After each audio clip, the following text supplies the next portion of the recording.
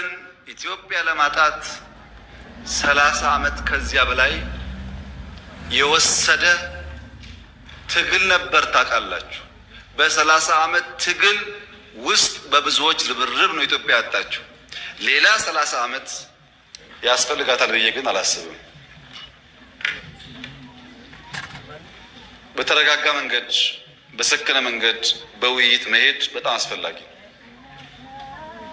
የፈለገ ብንወያይ ግን ለማጣት የፈጀብን 30 ዓመት ለማግኘት ይፈጅብናል ብዬ ግን አላስብም።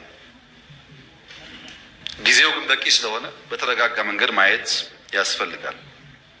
ምክር ቤት የኢትዮጵያ ሕዝብ እንዲያ የምፈልገው ግን ጥያቄው ስናነሳ አንዳንዱ ሾርት ስለሆነ ሚሞሪው ዛሬን ብቻ ስለሚያስብ ትንሽ ዳራው ልስጣችሁ።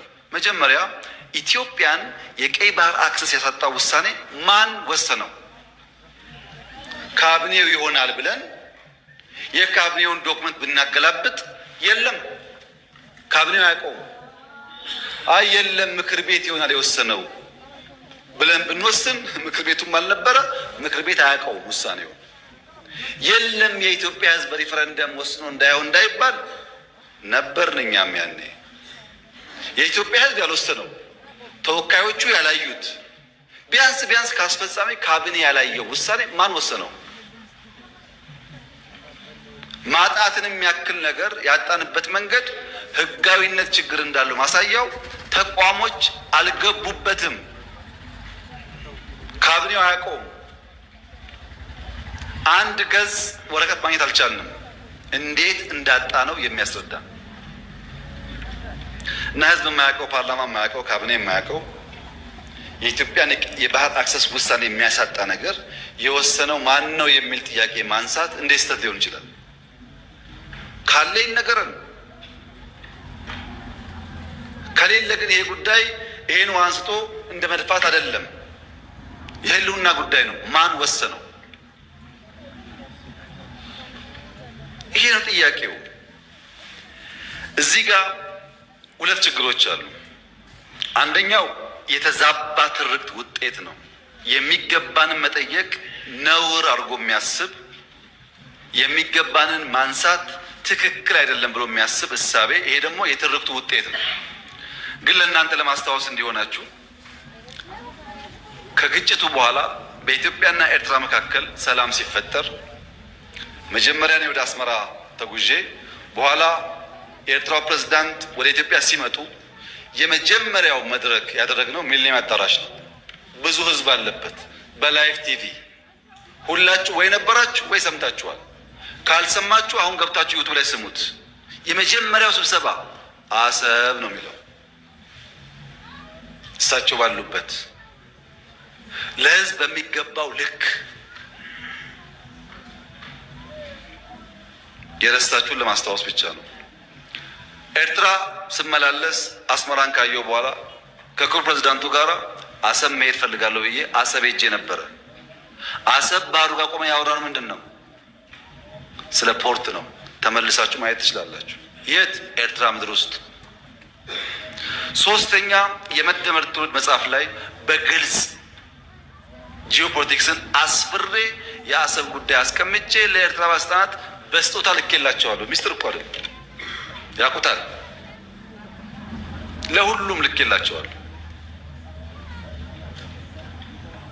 አራተኛ እናንተ የምታውቁት የዛሬ 6 ዓመት 5 ዓመት ባህር ኃይል አቋቁመናል እና ምን እዚህ ውስጥ ነው ባህር ኃይል አቋቁመን ነው?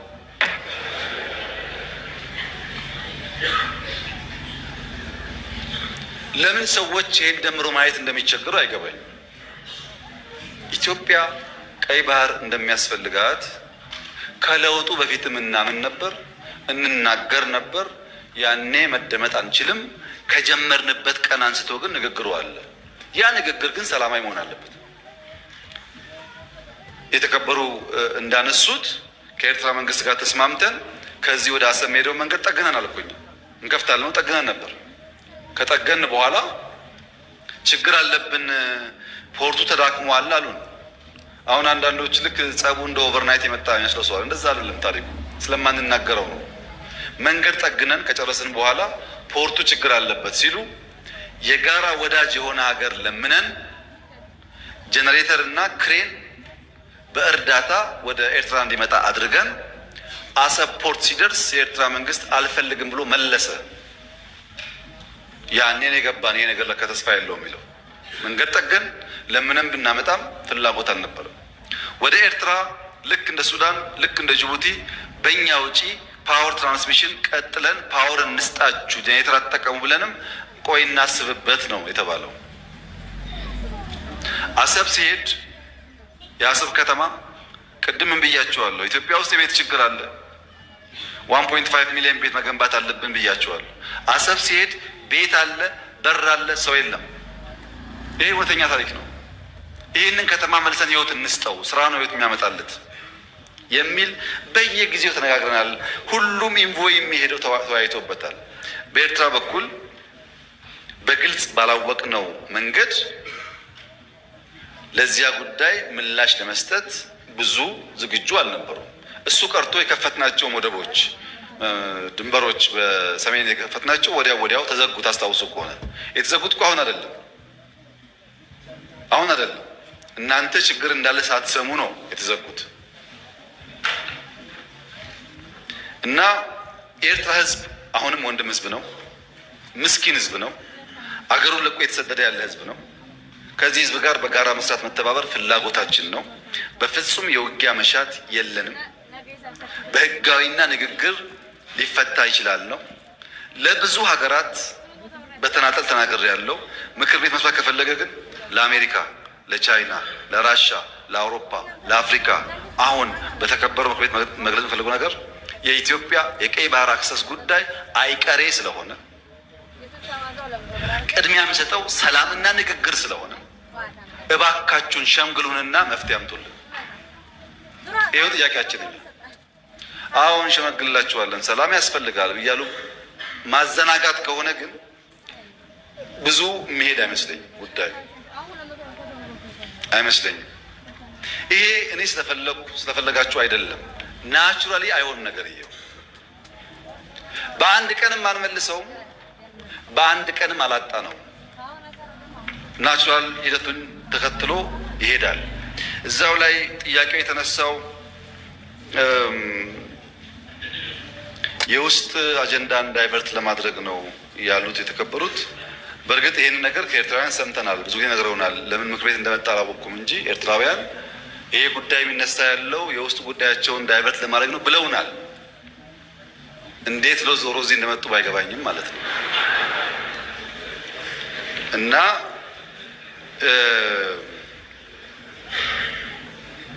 በፍጹም አይደለም። ኢትዮጵያ ውስጥ ዳይቨርት የሚደረግ ነገር የለም። ልማት ነው ያለው። ኢትዮጵያ ውስጥ አቃፊ መንግስት ነው ያለው። ምንም ዳይቨርት የሚደረግ አጀንዳ ያለው የህዝብ መንግስት ነው ያለው። ለህዝብ የሚሰራ መንግስት ነው ያለው። ውጤት እያመጣ ያለ መንግስት ነው ያለው። በብዙ አፍሪካ ወንድሞቻችን የሚቀናበት መንግስት ነው ያለው። ዳይቨርት ማድረግ ሳይሆን ህጋዊ ባልሆነ መንገድ ያጣነውን ጉዳይ ማን ወሰነው ብሎ መጠየቅ ግን ከማንም ሊና ካለው ሰው የሚጠበቅ ይመስለኛል።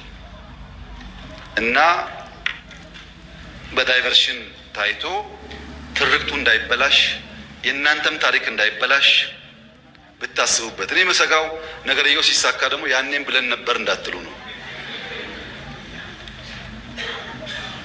እና 1,000,000% እርግጠኛ ነኝ ኢትዮጵያ ተዘግታ አትኖርም። ማንም ፈለገም አልፈለገም አትኖርም።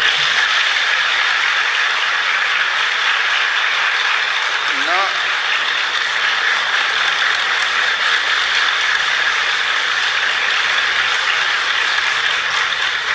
አንደኛው ችግር ትርክት ነው።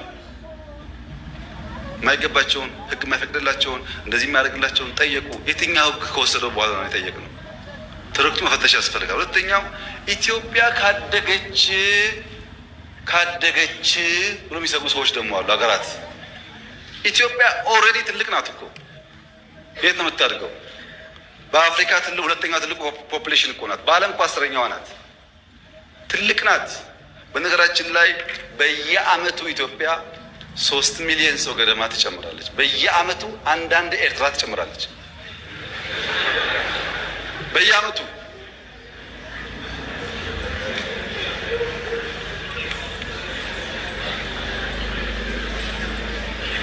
እና ኢትዮጵያ በየዓመቱ ሀገር እየጨመረች ትልቅ የሆነች ሀገር ካደገች ምን ትሆናለች ከተባለ ካደገች ታግዛለች።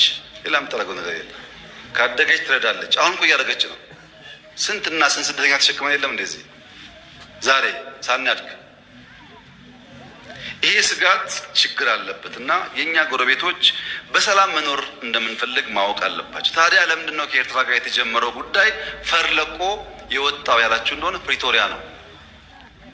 በወደቡም ስንለምን ነበር፣ በልማቱም ስንለምን ነበር፣ ስንለማመጥ ነበር፣ በጣም ስንለምን ነበር። ከዛ ይሄ ነገር ይሆናል ብለን ግን ፕሪቶሪያ ስንፈራረም ትክክል አይደለም፣ ለምን ይቆማል? ቲፒኤልኤፍም ትግራይም ተጠቅልለው ካልጠፉ ቀጠናው ሰላም አያገኝም። እኛ እኮ ህዝባችን ናቸው፣ ልብ ከገዙ እንዲጠፉ አንፈልግም አልና አቆምን።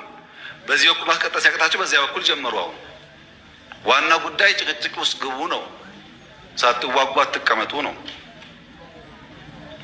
የኛ መልእክት ለኤርትራ መንግስት፣ ኤርትራዊ ወንድሞቻችን ናቸው፣ ከነሱ ጋር ውጊያ አንፈልግም። ለኤርትራ መንግስት ያለ መልእክት አንደኛ ጥይት አስተላላፊ አትሆኑ፣ ሀገር ሁኑ። ወደ ጎረቤት ሀገር ጥይት ማስተላለፍ ጥሩ አይደለም። አባይም ጸባይ ገዝቷል፣ የኛም ሽፍቶች ጸባይ ይገዛሉ እና አንድ ቀን ጥይት ሳመላልስ ብሎ ታሪክ ስለሚናገሩ ጥይት ማቀባበል ቢቀርባችሁ። ስለማናቅ አይደለም፣ እናያችኋለን። ህገወጥ የሰዎች ዝውውር ቢቀር። ተጨናንቀናል። ከተማ ውስጥም እንደምታዩት የሚመጣ ሰው ካለ በህጋዊ መንገድ ቢመጣ፣ ህገወጥ ንግድ ቢቀር፣ ፎርጅድ ብር ቢቀር፣ አሜሪካ አስቀምጣቸው የምትሰሯቸው ብላክ ማርኬት ማሳደግ ቢቀር፣ እንደ ጎረቤት ብንተሳሰብ፣ ህጋዊነት ከተከተል፣ በንግዱም በሚፈናቀለው ጥይት ማቀበሉን ከተዋችሁ፣ በሰላም አብረን ለማደግ በፍቅር አብረን ለመቀጠል ከምን ጊዜውም በላይ ኢትዮጵያ ፍላጎት አላት። እኔ ልክ እንደባለፈው አሁንም አስመራ መሄድ ፍላጎት አለኝ። ችግር የለብኝም። ምን ከሆነ ትርፍ ካለው ነው። ትርፍ ከሌለው ጊዜ ማባከን ነው።